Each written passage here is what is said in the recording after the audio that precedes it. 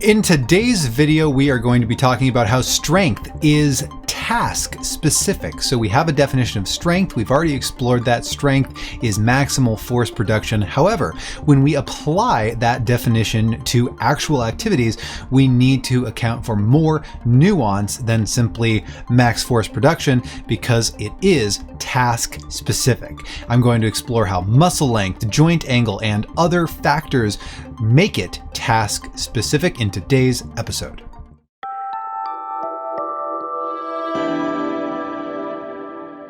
Hey, my name is Anthony Davis. This is Shapeshift Wellness, the channel that uses evidence, research, logic, and reason to understand fitness, yoga, and meditation. If you like that kind of thing, then please consider subscribing to my channel, liking this video, sharing it with your friends, etc. And you can always check out more educational resources and a full functional yoga anatomy class on my website at shapeshiftwellness.com.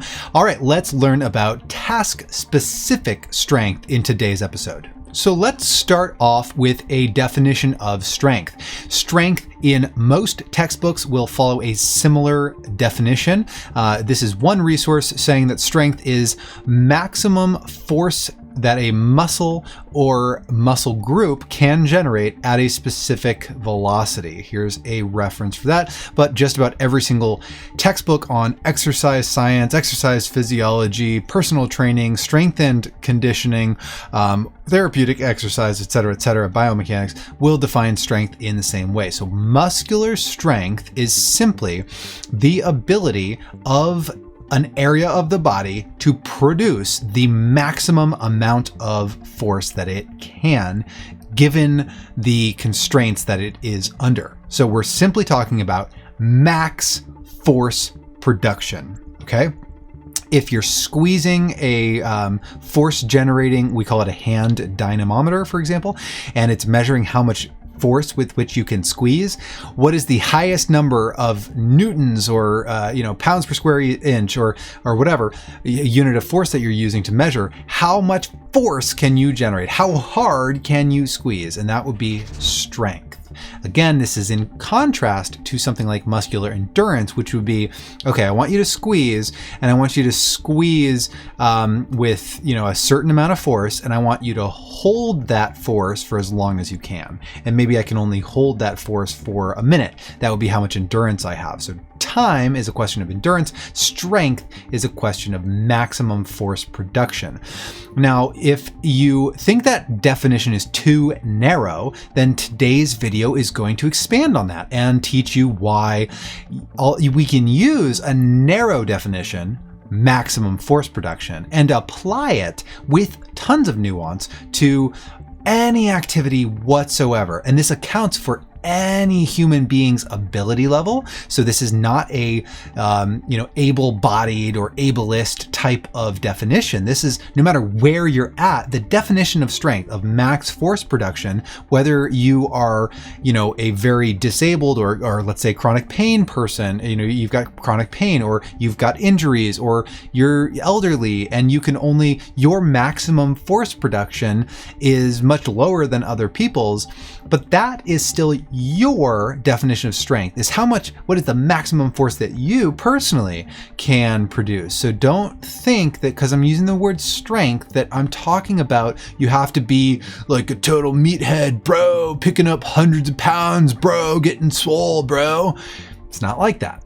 So, and a quick note as well, today we're talking about strength specifically, but any aspect of fitness. So if we talked about endurance, well, endurance is task specific. Motor control is task specific. Balance is task specific. Power is task specific. And you get the idea. I don't need to list every single aspect of fitness. Everything that you do is task specific. And this is for a lot of reasons. So let's break it down a little bit further. So if we're trying to produce the maximum amount of force that we can, well, I might say, okay, how strong is my biceps muscle? So that's your guns right there, right? How strong are my biceps? What is the maximum amount of force that I can produce using my biceps muscle? Well, and let's say on the right side, my right-sided biceps muscles. Okay, so what is the max force I can produce? Well, it depends on speed. How fast am I trying to produce that force? If I try to produce force quickly versus slowly, I will produce a higher or lower, depending, max force. We'll explore that. Joint angle. When my arm is in a certain position, if I'm doing bicep curls and I'm picking up a weight and I'm doing a curl, there's kind of a sticking point in the middle of the motion due to the moment arms. That's a physics thing. But because of that physics, the angle of the joint will alter how much force you can produce, because physics is either helping you or not helping you. And then we've got dynamic or isometric. So here I've talked about moving, but well, you could be moving, in which case we would call that dynamic muscular strength, or you could not be moving, which in yoga this would be very common, which is isometric strength, meaning you're exerting force, but your body isn't moving. So in the example of, we use hand dynamometers. You basically squeeze something as hard as you can, and it tells you how hard you're squeezing. Well, I'm not moving, I'm just squeezing, but there's no actual movement occurring. So that would be isometric. And so you can produce different amounts of force if you don't move, so under an isometric load, versus a dynamic load, okay? Check out a video. I have a video on concentric, eccentric, and isometric contractions, and that will explain what I mean by a dynamic or a isometric. Okay, so dynamic would be concentric or eccentric contractions, and isometric is, well, it's isometric. You're not moving, but you're still exerting force. Okay, next, muscle length. So muscle length changes, and this is a physiology thing. So here are my fingers, and these represent what I call sarcomeres, and it's not me, I didn't make that up, but they are called sarcomeres. And so if they're barely overlapping, so when your muscles move, this is what's happening. The sarcomeres they slide in and out, and we call it sliding filament theory. I have a video explaining this. You can always look it up on my channel. If you take the sarcomeres out to the very, very end here, they're not very strong because we don't have a lot of overlapping fibers. And similarly, if you overlap them too far, they're not very strong. Okay, they're at a disadvantage physiologically. Somewhere in the middle, when a muscle is at its, I'll dive into this differently when I actually have a unique slide for this. So let's actually hit pause on that for a second. So the point is, muscle length also matters. I'm leaving out a bunch of other factors, by the way. I'll touch on them at the end, so stick around to the end, okay? So let's look at speed. So speed here, we would see that if we're looking at what is the maximum amount of weight that you could pick up, like what is the biggest boulder? If you were trying to pick up a boulder, how big of a boulder could you pick up? And then we look at it relative to speed. Well, so here would be slow, and then as we go to the right, we go from left to right is faster and faster speeds. If you try to pick up the boulder really slowly, you will be able to pick up the biggest boulder possible. The faster that you try to move, the littler the boulder that you can actually pick up. You will not be able to pick up the really big boulder if you move too quickly. Okay, that is what we call a power activity, actually. And that is why your maximum amount of muscular power will always be less than your maximum amount of muscular strength. Okay? So the point here is if you move slowly, you can pick up a heavier boulder. You can exert more max force, and that means you are stronger if you move slower, which is kind of a weird thing. If you're a physics-minded person, you're also thinking about, force is mass times acceleration. So if I move fast, shouldn't I produce more force? And again, this is just kind of a funny thing. And when we look at power lifters, and we look at Olympic lifters, and we look at people picking up weights, you'll always see that the people who are power lifters are going to be able to, you're always going to be able to deadlift more than you can clean, for example. Clean is a fast movement. You have to really accelerate that bar. You're picking it up and you're throwing it up. Versus deadlift, you can do more slowly and you can always pick up more weight that way.